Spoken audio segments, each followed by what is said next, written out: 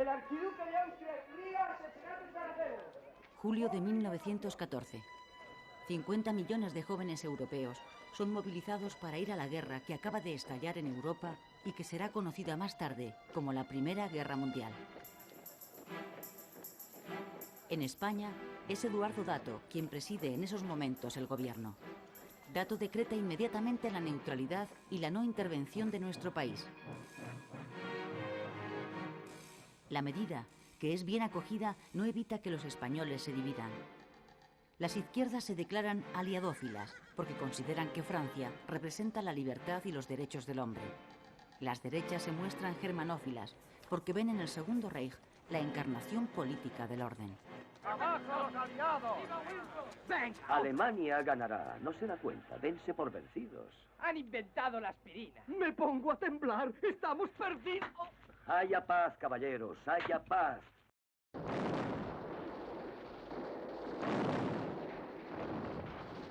La neutralidad española estimula la actividad económica del país, que crece de modo incesante en el transcurso de la guerra.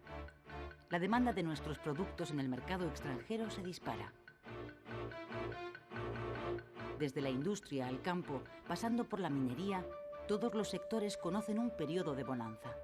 Se vende todo lo que se produce. Los cuantiosos beneficios obtenidos propician el desarrollo del capitalismo español. La burguesía es la gran favorecida por esta súbita prosperidad. Muchas de las grandes fortunas familiares del país surgen en ese tiempo. La clase obrera, sin embargo, se ve perjudicada a largo plazo por los efectos económicos de la Gran Guerra. El exceso de exportación acaba provocando escasez en los productos de primera necesidad y, en consecuencia, su encarecimiento. Durante los 4 años de la guerra, el coste de la vida sube en España un 40%, mientras los sueldos permanecen al mismo nivel. 9 pesetas para el recibo de la casa, eso lo primero. Y 2 para Pascuala. 5 para la sociedad. Y 10 para pagar la colada. Estos son deudas que hay que pagar. Nos quedan hasta el día 8 que cobre yo 30 pesetas. En claro contraste con la euforia de la burguesía, crece la indignación de los obreros, los grandes perjudicados por la inflación. Muchos se afilian a los sindicatos de clase que presionan a las empresas para conseguir subidas salariales.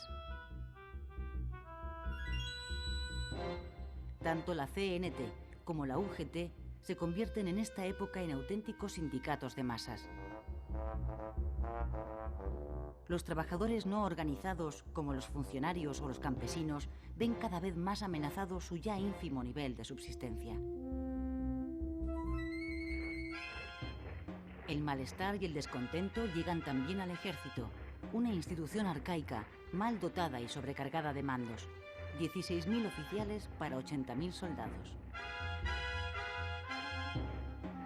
El bajo nivel de sus sueldos y los polémicos ascensos por méritos de guerra que favorecen a los militares que sirven en Marruecos son motivo de irritación creciente. A comienzos de 1917 surgen primero en Cataluña y después en toda España las Juntas de Defensa, una especie de sindicato militar con un discurso regeneracionista que aspira a poner remedio a los problemas del ejército. Las preside el coronel Márquez. A pesar de que las juntas no están permitidas por las ordenanzas militares, el poder civil se ve obligado a legalizarlas. Esa claudicación del gobierno es interpretada por muchos como un mal augurio. Se acaba de constituir la Junta de Madrid en el último reducto de la reacción palaciega y le envían su apoyo. ¡Saque el hacha, coronel! ¡El hacha! ¡Mano dura! ¡Mano dura! Denos usted una orden. El país está en nuestro poder. Aguante, coronel. Denos usted una orden. Una orden, mi coronel. España le necesita. Ordeno hacer honor al uniforme. Primero obedecer y luego todo lo demás. Abrid paso. El sistema político de alternancia, que lleva 40 años funcionando en España, entra también en crisis. Los dos grandes partidos que se turnan en el gobierno están profundamente debilitados a causa de sus constantes peleas internas.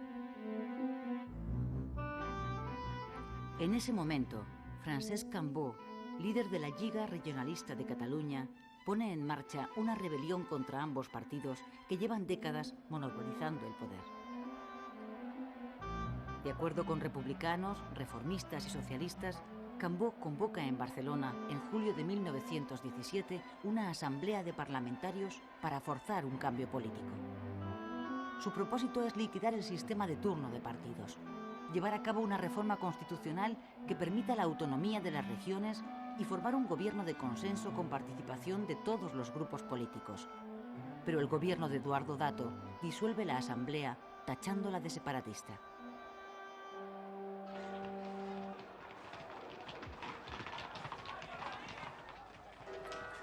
Agosto de 1917. Comienza la huelga general revolucionaria convocada por UGT, aunque los motivos aducidos son económicos, es decir, la indignación obrera por la subida del coste de la vida, su objetivo declarado es político: derribar la monarquía, formar un gobierno provisional y convocar unas Cortes Constituyentes.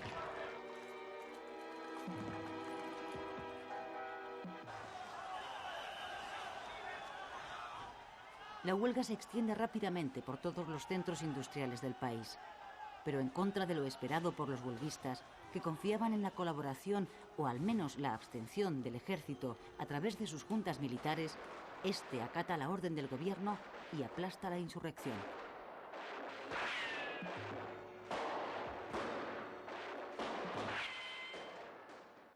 El fin de la huelga se salda con 80 muertos, 150 heridos y 2.000 detenidos, incluidos todos los miembros del comité de huelga. 3 meses después, en la cárcel, a los detenidos les llega la noticia del triunfo de la revolución bolchevique en Rusia.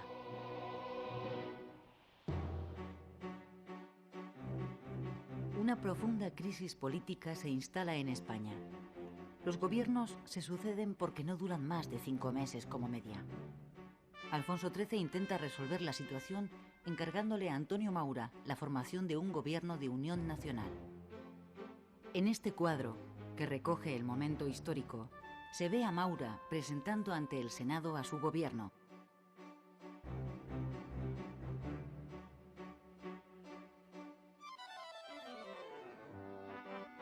Pero como recoge esta caricatura animada, también este gobierno dura poco. Se rompe a los 9 meses, coincidiendo con el final de la Guerra Mundial.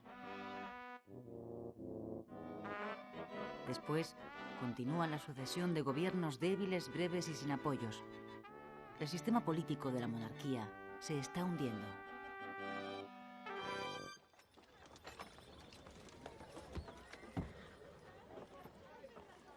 Estas imágenes son las primeras que existen de la celebración del 1 de mayo.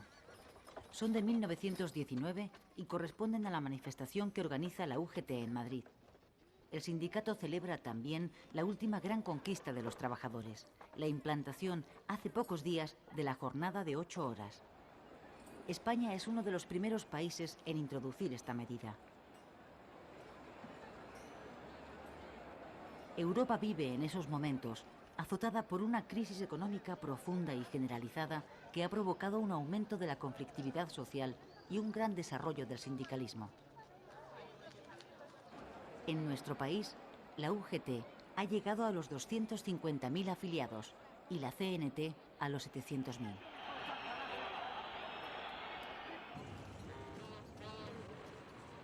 Antes de acabar la década, en 1919, comienza en Barcelona, promovida por la CNT, la que va a ser la huelga más emblemática de esta época, la de la empresa eléctrica La Canadiense.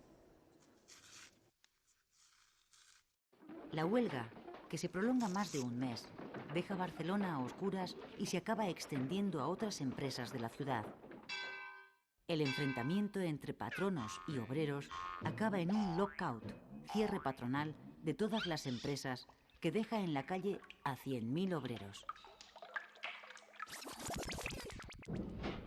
El conflicto se agudiza con la creación por los patronos de los llamados sindicatos libres, que en realidad son grupos armados creados para romper las huelgas y asesinar a los sindicalistas más destacados.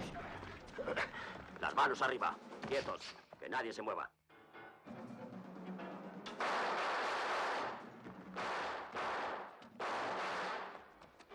Los anarquistas, para defenderse, crean a su vez sus propias bandas de pistoleros. Comienza así una espiral de sangre, el pistolerismo, en la que el terrorismo sustituye a la lucha sindical. En 7 años, entre 1914 y 1921, 523 obreros y 40 patronos mueren asesinados. ¡Policías, quietos! ¡Arriba las manos! ¡Quedáis detenidos! Para acabar con el pistolerismo, el gobierno conservador de Eduardo Dato, que cuenta con el apoyo de los catalanistas, desencadena una represión contra los anarquistas de una ferocidad desconocida hasta entonces. Las cuerdas de presos y la ley de fugas se ponen a la orden del día.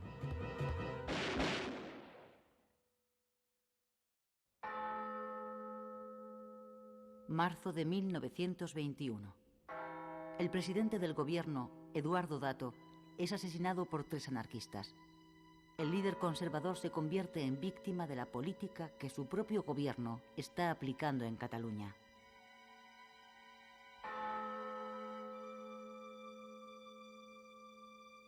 El rey preside por segunda vez en su reinado el entierro de un presidente asesinado.